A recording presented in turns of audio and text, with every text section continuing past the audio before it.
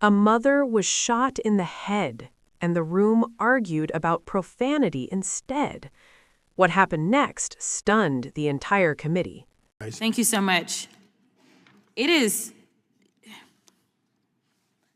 so hard to sit here sometimes because I didn't come to Congress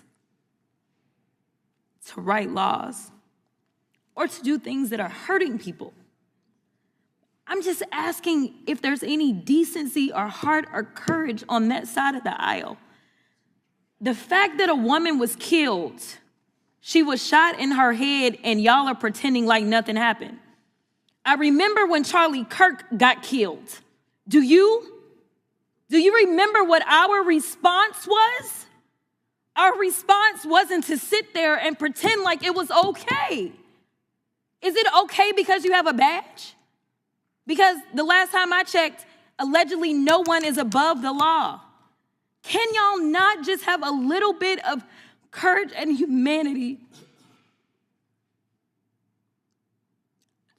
A child.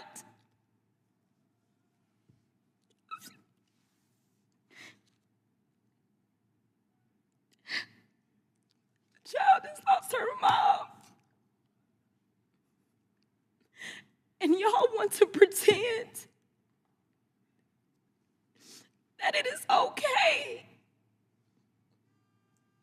I am asking if there is anyone that will stand for the very people that elected us and sent us to Congress. You tell us things like, well, the immigrants are bad, and so we got to get all these bills because the immigrants are the ones that are causing the harm, they're bringing the crime. The mayor of Minneapolis told y'all to get the fuck out. Yet y'all are the ones, it is this administration that is bringing crime to their streets. That's what's happening. It's the third incident where somebody has dropped an F-bomb in this committee, including the video. I'm sorry. Including the video that we had to watch earlier. Are your princess ears okay? Is it profanity? Well, your princess ears the House of Representatives. The committee. You are about the fact that a woman. Are you the House of Representatives. The gentlelady. Are we offending your princess ears? Are they that soft? All members will maybe some of the kids out there. Mr. Chairman, it is the gentlelady's You're killing time. them. Kids. It is the gentlelady's time. Let's let her have her time. It is the gentlelady's time. Would you stop the clock for a moment? Okay, and I'll restore that. The chair will remind all members that the person controlling the time is not to be unreasonably interrupted. We would further admonish that whenever possible to express the full meaning of something, it be done so without an expletive that may be offensive to people here in the audience or those who watch this on television. I understand that a quote at times is essential, but I would admonish everyone that it has been the practice of this committee for the many years I've been here to use such things as F-bomb in order to get the message out without actually using the word. Notwithstanding that, the gentlelady will be recognized for this time plus an additional 20 seconds. The gentlelady may continue.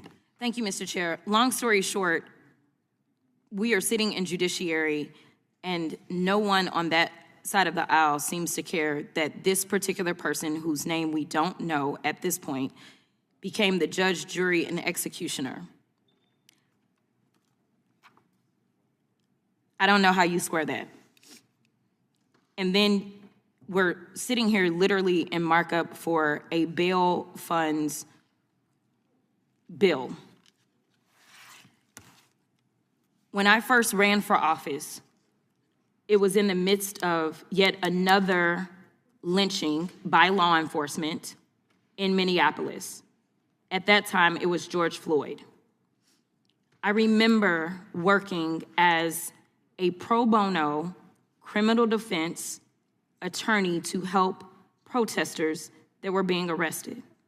There were more than 600 protesters that were arrested in Dallas. There were churches that came together to make sure that there were bail funds. There were nonprofit organizations. And to explain how it works for bail, since we're in judiciary and we're writing the laws, and some people may not understand this, But those bail funds, those nonprofit organizations are not the ones that determine whether or not somebody gets bail. What they do is they help out poor people, which I know y'all are not interested in either. But they help out people that aren't rich and famous and have limitless amounts of money, like all of the Epstein defendants who somehow y'all can't find, even though y'all went and got Maduro. But it helps out those people to be able to get out of jail. Many of those people that if they spend just a couple of days in jail will then be thrust into straight up poverty because they will lose everything. Why it is that you want to criminalize people such as churches that are trying to help the poor because they understand what the Bible says, and they don't just say that they understand it or say that they love Jesus, but they decide that they actually put it into works because faith without works is dead. That is wrong too. And I'm here to tell you that there's going to be a lot of nonprofit organizations that are going to step up in this moment because there are going to be protests around this entire country because of the state-sanctioned execution that we all saw unfold, unless there is some kind of justice that takes place and we get the name of that officer and that officer is prosecuted. So I ask that law enforcement, we have oversight over them. I am the oversight ranker. Let's go ahead. In fact, I make a motion that we have a hearing in the oversight subcommittee as it relates to this particular issue and what took place. What happened in this hearing was about more than a heated exchange or a dispute over language. At its core, it revealed a deeper struggle over how government responds when human life is lost, and whether institutions focus more on decorum than on accountability. The emotion in the room came from a simple but painful reality: a child losing a mother. And the question beneath the speech was whether moments like that truly move the system to act, or simply become another argument in Washington. This moment also connects to a much larger national conversation about policing, justice, and trust. Debates over oversight, investigations, and bail are not abstract policy issues.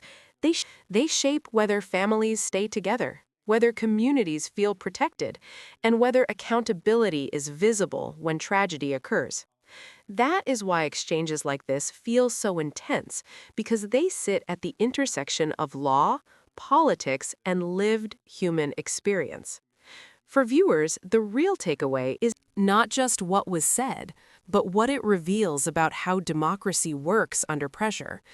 Oversight and public scrutiny are meant to turn outrage into answers, but that only happens when people keep paying attention. That is the purpose of Capitol Lens, cutting through the noise to focus on what these moments mean and why they matter beyond the chamber.